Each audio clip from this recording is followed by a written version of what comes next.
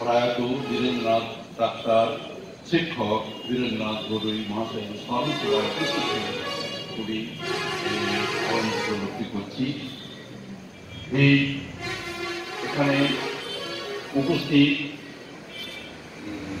মাননীয় সভাপতি এবং বিশেষ অতিথি জামাই এবং মেয়ে সম্মুখে ভূমিষ্ঠ বিশিষ্ট শিক্ষিত ভদ্র মহোদয়গণ এবং মায়েরা যারা সবাই রয়েছেন, সকলের প্রতি আমার যথাযথ স্থানে সম্মান ও ভক্তি প্রদর্শন করে আমি বীরু ভাইয়ের সম্পর্কে কিছু কথা বলবার চেষ্টা করছি। বলবার ক্ষমতা খুব আমার সীমিত হয়ে গেছে, আমি বেশি বলতে পারবো না, অল্প কথায় আমাকে আমার বক্তব্যটি রাখতে হবে। 1935 থেকে 1945 যেসব এই অঞ্চলে সোদপুর, মুসিনান, রাউতারা এবং নেমিয়া এই অঞ্চলের মধ্যে যেসব ছেলে মেয়েগুলি জন্মগ্রহণ করেছিল তারা সকলেই আমাদের স্বদেশী আন্দোলনের প্রোডাক্ট।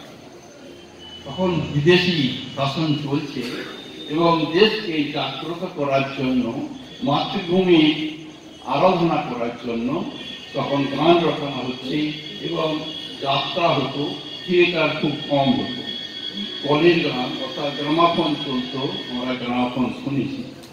এবং সোদপুর, মুসেনা, রাউতার সামাজিক পটভূমিকার পরিবর্তনে 100 বছর যেন কিছুই নয় বলে মনে হচ্ছে।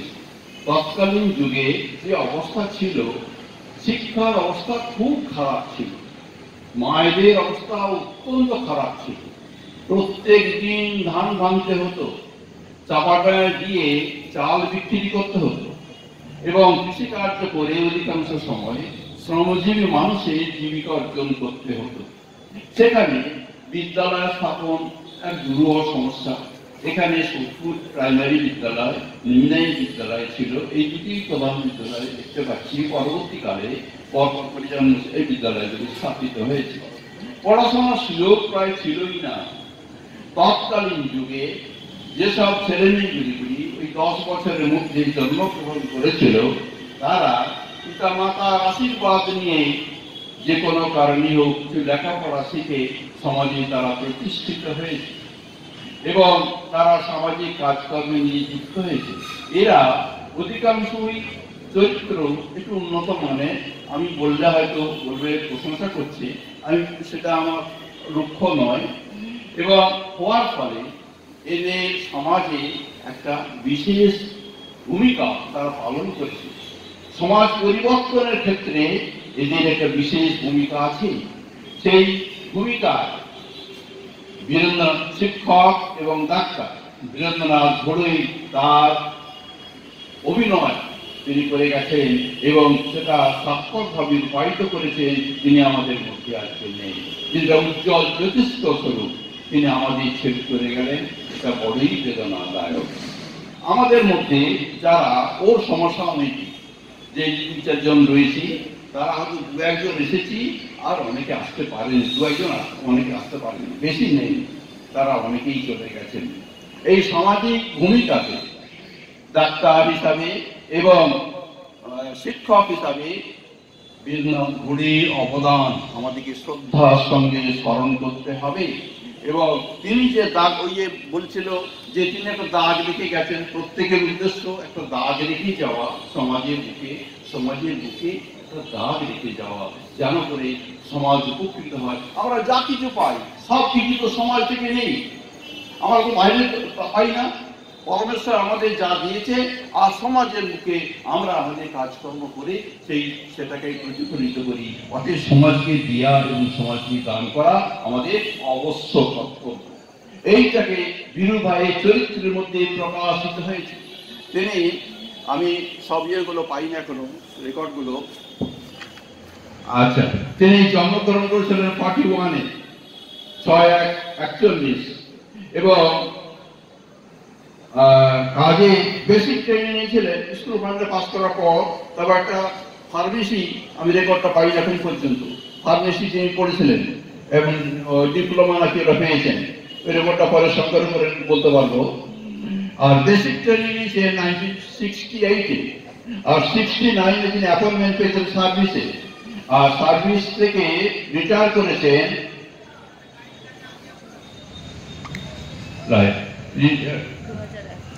রিটায়ার করেছেন 31/1/2001। অর্থাৎ সার্ভিস লাইফ হচ্ছে 31 was 6 months, age 84 years 2 months 4 days, 84 years, অর্থাৎ 84 years অনেকখানি। এই দুটি কাজে তিনি নিজেকে আত্মনিয়োগ করতে পেরেছেন। একটা হচ্ছে শিক্ষকতা কাজ, আর একটা হলো ডাক্তারি কাজ। পাস করার পরই ডাক্তারবাবুর কাছে বসে গেলেন, ডাক্তারি শিক্ষা আরম্ভ করলেন। পরে বেসিক ট্রেনিং ওই গান্ধীগ্রাম থেকে বেসিক ট্রেনিং নেওয়ার পর তিনি স্কুলে জয়েন করলেন। স্কুলে শিক্ষকের কাজ এবং ডাক্তারি কাজ দুই আলাদা রাখলেন। দুটোই কিন্তু মানব সেবার পক্ষে একান্ত হবে দরকার। আর এই জন্য এই অঞ্চলে প্রত্যেক মানুষের সঙ্গে, ছেলে মেয়েদের সঙ্গে তার গভীর ভালোবাসা বন্ধনে তিনি আবদ্ধ হয়েছেন। তিনি আমি বেড়াচ্ছি, দুজনে বেড়াচ্ছি, এখন তিনি যেন ছেলে মেয়েরা শুরু থেকে ঘোরাঘুরি করছে, এই যেন বাগানের ফুল। একটা বাগানে বহু রকম ফুল থাকে, হ্যাঁ, জুঁই, চাপা, কদম্ব, কেতকী, কত কি থাকে। সবাই সৌগন্ধে আমোদিত হয়ে উঠে। বাগানে তার ছেলে মেয়েরা ঘুরছে, হঠাৎ করে একটি মেয়ে এসে প্রণাম করে যিনি উঠে দাঁড়ালো, উনি তার হৃদয়ের অন্তরের অন্তঃস্থল থেকে দয়া, মায়া, মমতা যেন অপূরন্ত ভান্ডার থেকে উৎসাহিত হয়ে এলো। কবে এলি মা, কেমন আছিস? আমি যে শিক্ষক হিসেবে তার পাশে দাঁড়িয়ে আছি, দেখছি আর উপভোগ করছি, যে তো বেশ চমৎকার একটি দৃশ্য আমার সামনে উপস্থিত করলো। এবং এই যে বন্ধন, এই বন্ধনটাকে তৈরি করার জন্যে একটা সময়ের দরকার এবং প্রাণের যোগ থাকা দরকার। প্রাণের যোগ না থাকলে কিচ্ছু হবে না। সেই প্রাণের যোগটি তার মধ্যে ছিল এবং তিনি সেই কাজটা কাজে লাগাতে পেরেছেন। খুবই আনন্দ লাগলো, খুবই ভালো লাগলো। সেই কাজ তারা জীবনের কথাবার্তার সঙ্গে সবকিছু বলা এখন সম্ভবপর নয়, আমি বলতেও পারবো না।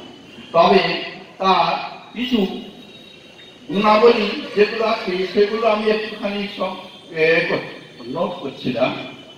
সত্যবাদিতা, নিধিবাদী, একদম পছন্দ করছেন না।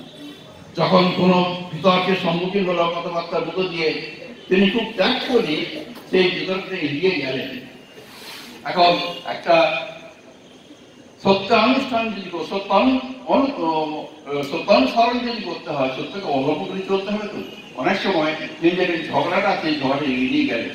এটা একটা মস্ত বড় গুণ, এই নির্বিবাদী জীবনযাপন করা।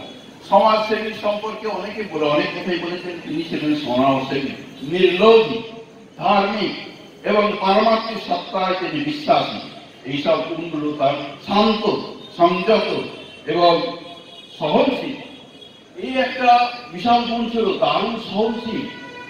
আমরা যখনই বিপদে পড়ি তখন আমরা গড়ছে উঠি, কিন্তু না, তিনি অত্যন্ত শান্ত মনে সেটাকে মেনে চলেছেন, নিয়ে নেওয়ার চেষ্টা করেছেন। এই সহনশীলতা তো মানুষের মধ্যে খুবই দুষ্প্রাপ্য বস্তু, যা পাওয়া যায় না বলতেই ভালো হয়। এরকম অবস্থা।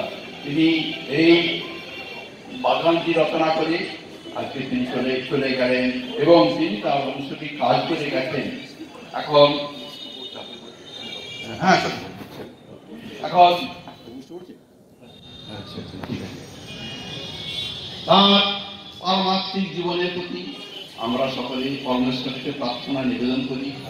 এই জীবন এর আত্মা, আমরা বিশ্বাসী আত্মা ধ্বংসভার নয়, আত্মা মরে না, আত্মা একে শোষণ করা যায় না, একে নষ্ট করা যায় না। এটাই সেই আত্মা যেখানেই থাকুক না কেন তার প্রতি আমরা শ্রদ্ধা নিবেদন করি, তার সর্বে সুখ শান্তি এবং কামনা করি। তার আর একটি উপনিষদের আশীর্বাদ বাণী উচ্চারণ করে আমার বক্তব্য শেষ করছি। ওম সহনাবতু সহনৌ ভুনক্তু সহবীর্যং করবাবহৈ দেশে নাম মুদিতমস্তু মা বিদিশাবহৈ। ওম শান্তি শান্তি শান্তি।